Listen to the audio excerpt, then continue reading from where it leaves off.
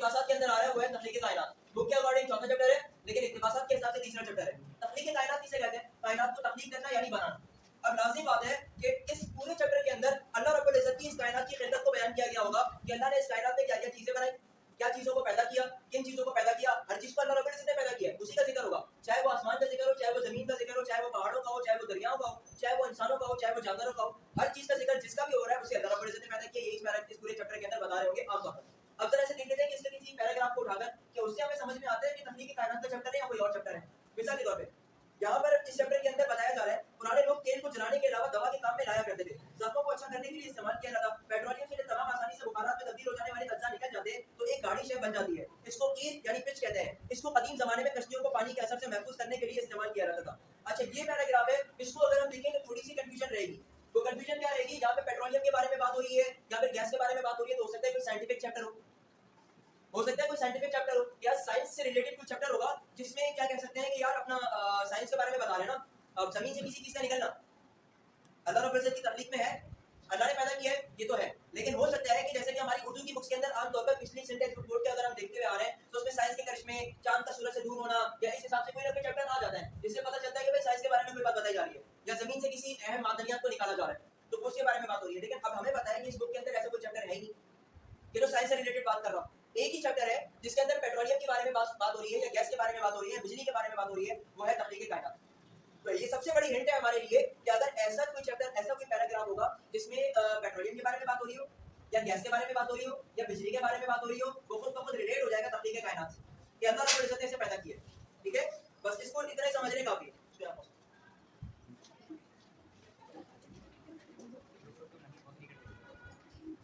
अगला चैप्टर आता है कुछ ज़रिया तालीम के बाब में। चैप्टर का नाम क्या है? कुछ ज़रिया तालीम के बाब में। बुक के अकॉर्डिंग 5वां चैप्टर है, इक्तिबासात के अकॉर्डिंग 4था चैप्टर है।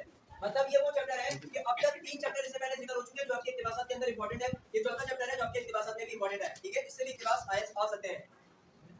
कुछ ज़रिया तालीम के बाब में, इस उन्वान को समझ लें। ये चैप्टर लिखा गया है कि तालीम के लिए जो चीजें जरूरी है या जो उसके वसाइल है या उसके जो जरिए हैं उनको यहाँ डिस्कस करेंगे। क्या मतलब? तालीम हासिल करने के लिए क्या क्या चीजें इंपॉर्टेंट है, स्कूल्स हो, कॉलेजेस हो, किताबें हो, पेन पेंसिल या वो चीजें जो आप इस्तेमाल करते हैं या हमारे एजुकेशन का सिलेबस, ये तमाम चीजें क्या है हमारी तालीम के लिए जरूरी है ना, तो इनको ही इस चैप्टर के अंदर जिक्र किया जाएगा। अब इस चैप्टर में से कोई भी इक्तिबास अगर आ जाता है तो आप उसको कैसे पहचानेंगे कि इसी चैप्टर से रिलेटेड है या नहीं। अब जैसे मिसाल के तौर पे एक इक्तिबास आ रहा है, मैं आपके सामने पढ़ रहा हूँ, जरा देखें कि इससे है या नहीं। पहला सवाल ये है कि जिन कौमों ने साइंसी मैदान में तरक्की की है क्या वाकई उनकी तरक्की अंग्रेजी जबान की मरूने मिन्नत है। मिसाल के तौर पर यूरोप में जर्मनी को या फिर रूस को या फिर एशिया में जापान को ले लीजिए। इन मुल्कों की साइंसी तरक्की और सनअती फरोग कोई ऐसी बात नहीं कि जिस पर कोई बहस हो सके, और इन सब मुल्कों ने अपनी अपनी जबान में साइंस की तालीम और तदरीस से तरक्की की है। और आज भी साइंसी लिटरेचर जितना इन जबानों में शाये होता है, अंग्रेजी में शाये होने वाले लिटरेचर से मिकदार या नौइयत किसी एतबार से कम नहीं है। तो अगर दुनिया के और छोटे बड़े मुख्तलिफ ममालिक अपनी अपनी जबानों में जुमला, उलूम व फनून और साइंसी, सनअती और तकनीकी तालीम का इंतजाम कर सकते हैं, तो हमारी ज़बान में क्या ऐसी बुनियादी कमजोरी और खामी है कि जिसकी बिना पर ये हमारी तालीम और बिलखुसूस साइंसी तालीम का जरिया नहीं बन सकती। खैर, इससे भी आगे काफी बड़ा पैराग्राफ है, इसको जरा और नहीं देखिए, इतना काफी है। अच्छा, इससे हमें क्या पता चला? दो बातें।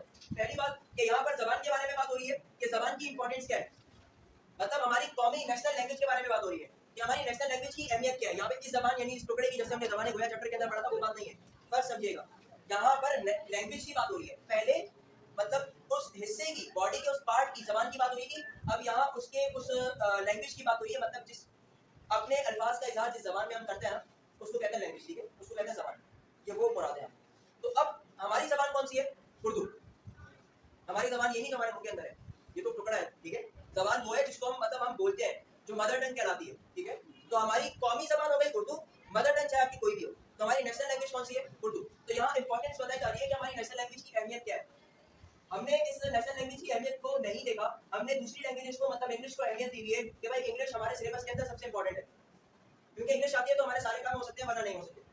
तो यहाँ पर बेसिकली बताया जा रहा है कि भाई एशिया को देखें, एशिया के अंदर जापान को देखें, वो इंग्लिश नहीं बोलते, रूस को देखें, वो अपनी लैंग्वेज में बात करते हैं, तो उसके अलावा जितने और दूसरे ऐसे ममालिक हैं जो अपनी अपनी लैंग्वेज के अंदर बात करते हैं, तो उनको तो कभी प्रॉब्लम नहीं हुई, तो हम क्यों इंग्लिश को फ्रंट पे रखते हैं।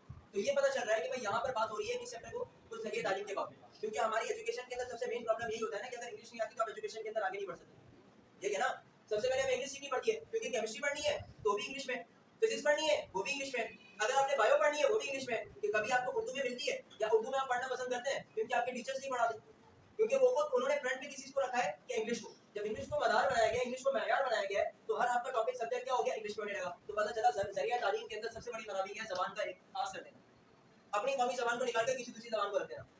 तो ये हमारी तालीम के अंदर सबसे बड़ी खराबी है, ठीक है। और एक और बात जो इससे पता चलती है, तालीम को हासिल करने के लिए इंपॉर्टेंट क्या है, जबान का।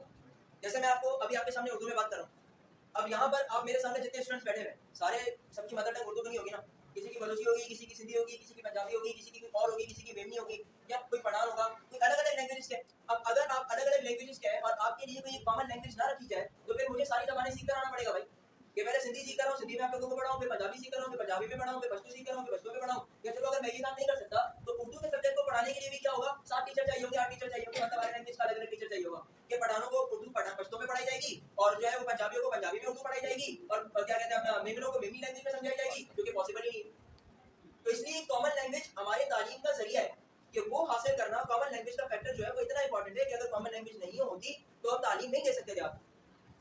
समझ आ रही है? अब आप छोटा सा एक फर्क देख लें, ये फर्क क्या है कि वो स्कूल्स जो ओ लेवल्स के होते हैं वहाँ पर इंग्लिश होती है कि भाई वहाँ पे टीचर्स इंग्लिश में ही बात करते हैं, लेक्चर भी अपना जो कन्वे करते हैं चाहे किसी भी सब्जेक्ट का हो। इवन इस्लामिक का लेक्चर भी क्या होता है, इंग्लिश में कन्वे हो रहा होता है, उनको इंग्लिश में ही बताना है, इंग्लिश में ही समझाना है। और यहाँ पर जो हमारा मैट्रिक सिस्टम है उसके अंदर क्या होता है कि भाई ये चीज ज्यादा जरूरी नहीं है। अगर आप उर्दू के अंदर में लेक्चर दे रहे हैं 2 के, तो उसमें क्या फायदा होता है कि वो स्टूडेंट्स जिनकी ग्रामर या इंग्लिश इतनी अच्छी नहीं होती तो वो उर्दू तो सब जानते हैं, तो वो सब उर्दू में लेक्चर को समझ लेते हैं, चाहे वो मैथ्स हो, चाहे फिजिक्स हो, चाहे केमिस्ट्री हो। भाई लेक्चर उर्दू में दिया, टॉपिक्स आपको उर्दू में समझाया, फिर आपको पूरा वो याद करने के लिए या जो भी उनका तरीका कार है वो आपको दे दिया, आपने उसको समझ भी लिया, याद भी कर लिया और पेपर भी दे दिया। लेकिन ओलिविस्टिक साइड पे अगर आप देखें तो वहां पर जिनको उर्दू समझ में आती है और इंग्लिश समझ में नहीं आती वो फंस जाते हैं। पहले तो वो इंग्लिश को सीखे फिर उस टॉपिक को समझे, तो उनके लिए ये डबल काम हो रहा था।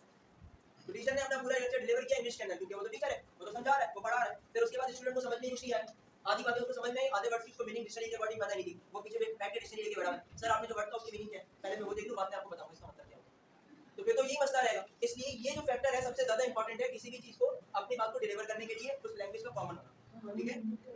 बरहोने मेहनत का मतलब होता है किसी चीज को अदा करना या किसी चीज को दे देना, ठीक है, काफी।